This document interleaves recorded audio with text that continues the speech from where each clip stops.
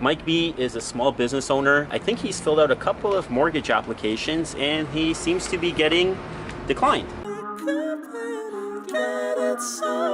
Hey everybody, it's Hussein Kabani, your favorite broker. All right, we got another question here. It's from Mike B from Toronto.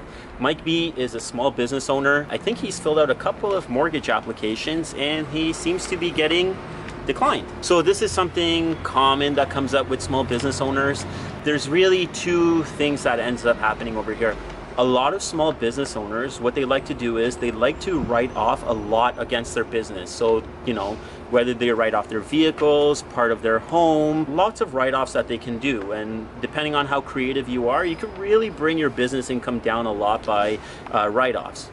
The challenge is that when you go to apply for a mortgage, if your small business does, $150,000 a year and you write off $100,000 of it, you're really showing income of $50,000. It's not really going to get you qualified for much in terms of a mortgage. Keep in mind that usually when you're qualifying for a mortgage, the rule of thumb is that they use 5 times your income. So if you're showing $50,000 of income, they're really going to qualify you for a $250,000 mortgage. And as we all know, there's not really anything you're going to want to buy for $250K. So that's one of the issues. So what I can suggest over there is that you got to pick your battle. Are you going to be better off writing it off, or are you going to be better off showing the income in order to qualify for a mortgage? There's not really a huge workaround unless you got a spouse or somebody else that's going to be able to contribute. That's another workaround for it.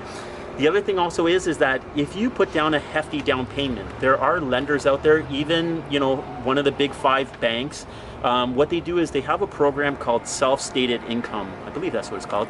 Essentially what it is that you tell them, I make X amount of money, and they're gonna say, good for you. As long as you put down somewhere between 25 and 35%, the last guy that we worked with had to put down 35%. So if you put down 35%, they really don't care. Right? Like they're gonna have 35% equity in the property right away.